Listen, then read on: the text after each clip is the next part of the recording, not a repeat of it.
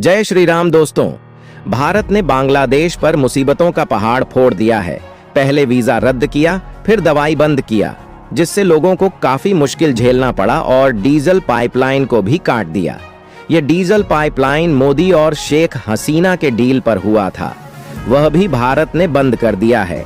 अब बांग्लादेश के तमाम कंपनी और फैक्ट्री बंद होने के कगार पर हैं। वहां के लोग रो रहे हैं और भारत से माफी मांग रहे हैं। दोस्तों, इस वीडियो में समझते हैं क्या है डीजल पाइपलाइन और भारत ने क्यों किया बंद। लेकिन वीडियो में आगे बढ़ने से पहले सच्चे हिंदुस्तानी हैं तो वीडियो को लाइक और चैनल को सब्सक्राइब कर लें। तो बांग्लादेश में 9 अगस्त 2024 को ताबड़तोड़ आंदोलन हुआ था। यह आंदोलन आरक्षण के वजह से हुआ था और सभी जनता का एक ही मांग था, शेख हसीना इस्तीफा दो। लेकिन शेख हसीना को क्या मालूम था यह आंदोलन काल का रूप ले लेगी और मुझे अपना देश छोड़ना पड़ेगा। लेकिन ठीक वैसा ही हुआ। आंदोलन उग्र रूप ले लिया और हर जगह मूर्तियां तोड़ना और आगजनी करना, लोगों में काफी आक्रोश देखा जा रहा था। यह आंदोलन इतना फैल गया कि शेख हसीना को उसके बंगले पर जनता ने घेर लिया और प्रहार करना स्टार्ट कर दिया। फिर क्या, फिर शेख हसीना को देश छोड़कर भारत आना पड़ा। अभी अभी दोस्तों, भारत ने बांग्लादेश का डीजल और पेट्रोल दोनों बंद कर दिया, जिससे बांग्लादेश का होश ठिकाने पर आ चुका है। दोस्तों, बांग्लादेश में नई सरकार ने अपना होशियारी दिखाना शुरू कर दिया था। फिर भारत ने 12 घंटे में लाइन पर ला दिया। अब मांग रहे हैं माफी। दोस्तों, बांग्लादेश देश को यह नहीं पता था कि मेरे साथ हाथ आगे क्या करने वाले भारत, क्योंकि हाल ही में बांग्लादेश में जिस कदर उथल पुथल मची है, उसका फायदा उठाने की कोशिश चीन और अमेरिका की तरफ से लगातार की जा रही है। और पूर्व पीएम शेख हसीना को सत्ता से हटाने के बाद जारी उथल पुथल की वजह से भारत सरकार व भारतीय कंपनियों की तरफ से वहां अंडर कंस्ट्रक्शन तकरीबन हर डेवलपमेंट और इंफ्रास्ट्रक्चर प्रोजेक्ट पर असर हुआ है। इसकी वजह से बांग्लादेश की पावर सप्लाई भी प्रभावित है और फ्रेंडशिप पाइपलाइन से बांग्लादेश को डीजल सप्लाई करने का काम भी रोका हुआ है। तो इसी मौके का फायदा उठाते हुए इन मौजूदा हालात के बीच चीन और अमेरिका जैसे देश भी बांग्लादेश की नई सरकार के सस्ते दिमाग का फायदा उठाने की कोशिश कर रहे हैं। जहां इसी कोशिश में दोनों देश भारत और बांग्लादेश के बीच मौजूद बंगाल की खाड़ी में पैर पसारने की कोशिश में लग चुके हैं। लेकिन जहां एक तरफ भारत की मुश्किलें बढ़ रही हैं, तो दूसरी तरफ भारत के लिए एक बहुत अच्छी खबर आ रही है, जबकि बांग्लादेश को भारतीय कॉटन इंपोर्ट में गिरावट शुरू हो चुकी है, जिसको लेकर भारतीय कपड़ा उद्योग परिसंघ की महासचिव चंद्रिमा चटर्जी ने कहा, पश्चिमी कंपनियां भारत को एक ऑप्शन के रूप में देख रही हैं, लेकिन बहुत कुछ डिलीवर करने की क्षमता पर निर्भर करता है, जो इस समय भारतीय और बांग्लादेशी प्रोडक्ट ऑफरिंग के बीच क्वालिटी और क्वांटिटी पर निर्भर करेगी। और जरूरी बात यह है कि दूसरे देशों के द्वारा सप्लाई चयन को पूरी तरह से भारत के पास करने की शुरुआत की जा रही है, जबकि अभी तक बांग्लादेश में गारमेंट का सबसे ज्यादा प्रोडक्शन होने के कारण बांग्लादेश दुनिया भर के देशों से भारी मात्रा में कॉटन खरीद रहा था, जिसके कारण भारत को जरूरत के हिसाब से कॉटन की सप्लाई नहीं हो पा रही थी। यहां पर गौर करने वाली बात यह है कि बांग्लादेश में हुए तख्ता पलट को अब लगभग 1 महीना होने वाला है, लेकिन अभी तक बांग्लादेश के मौजूदा हालात सामान्य होने का नाम नहीं ले रहे। और जो अत्याचार अल्पसंख्यकों पर हुआ था, उसको लेकर अभी तक बांग्लादेश की नई सरकार की तरफ से कोई भी ठोस कदम नहीं उठाया गया, जिससे हालात यह है कि अभी भी बांग्लादेश की लगभग आधी से ज्यादा कंपनियां और फैक्ट्रियां बंद पड़ी हैं और उनके ऑपरेशन होने की उम्मीद नजर नहीं आ रही, क्योंकि जिस तरह से नई सरकार बांग्लादेश को चला रही है, उससे उम्मीद बहुत ही कम है कि जल्द ही बांग्लादेश के हालात सामान्य होंगे और बांग्लादेश की कंपनी और फैक्ट्री दोबारा कम समय में शुरू हो पाएगी।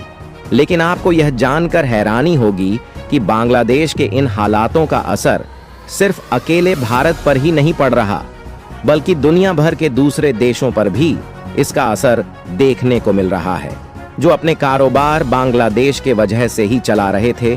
और कमाल की बात यह है कि भारत को ऐसे खराब हालातों के बीच एक नया मौका मिल चुका है, जिससे भारत एक ऐसे सेक्टर में धमाल मचाने जा रहा है जिस सेक्टर में बांग्लादेश के का कारण अभी तक भारत पर आ रहा था।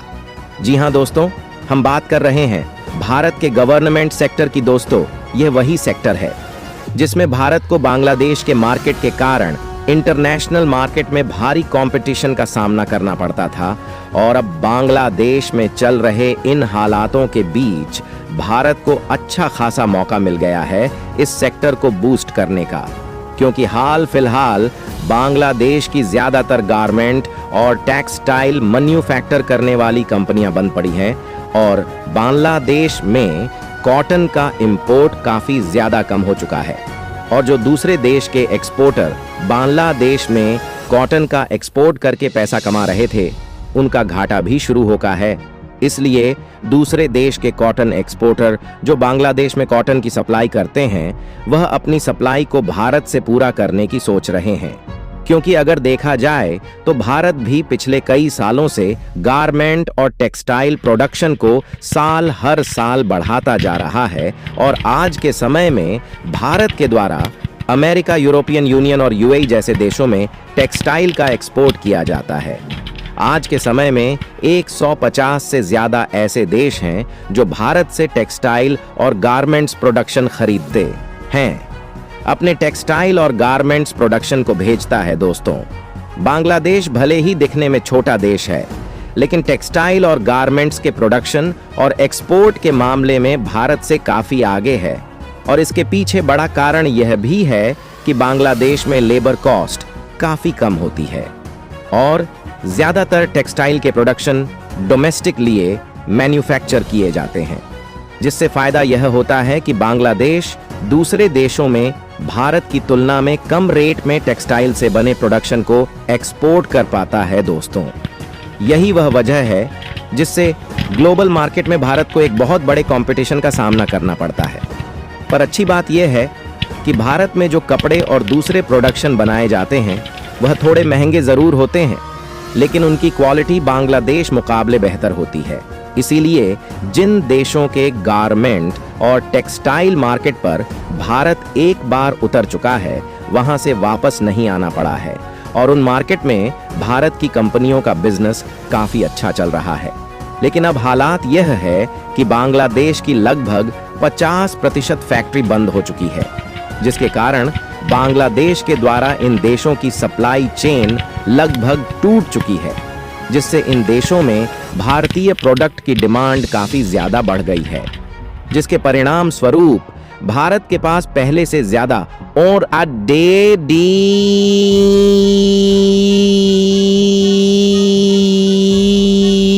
शुरू हो चुके हैं, जिसके कारण भारत में कॉटन की मांग भी काफी ज्यादा बढ़ गई। और जिस तरीके से कॉटन एक्सपोर्ट करने वाले देशों का झुकाव भारत की ओर देख रहा है, तो ऐसे में यदि उनके द्वारा कॉटन की सप्लाई बढ़ा दी जाती है, तो भारत को ग्लोबल मार्केट में टेक्सटाइल इंडस्ट्री में धूम मचाने से कोई भी नहीं रोक पाएगा।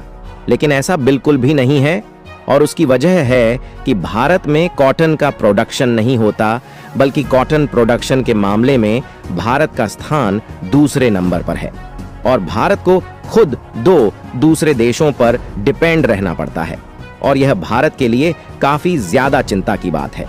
यहाँ पर चीन का मंसूबा तो साफ समझा रहा है कि किसी तरह बांग्लादेश को कर्ज देकर बंगाल की खाड़ी में अपना जाल बिछा लिया जाए है, लेकिन चीन की यह चाल सफल तो नहीं हो पाएगी, क्योंकि भारत हर सिचुएशन के लिए यह पूरी तरह तैयार है।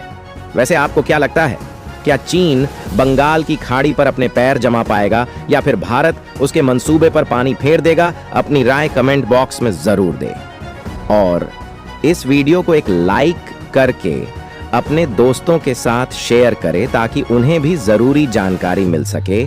इसी तरह और भारत से जुड़ी इंटरनेशनल खबरों के लिए चैनल को सब्सक्राइब जरूर करें। जय हिंद, जय भारत। मिलते हैं अगली वीडियो में।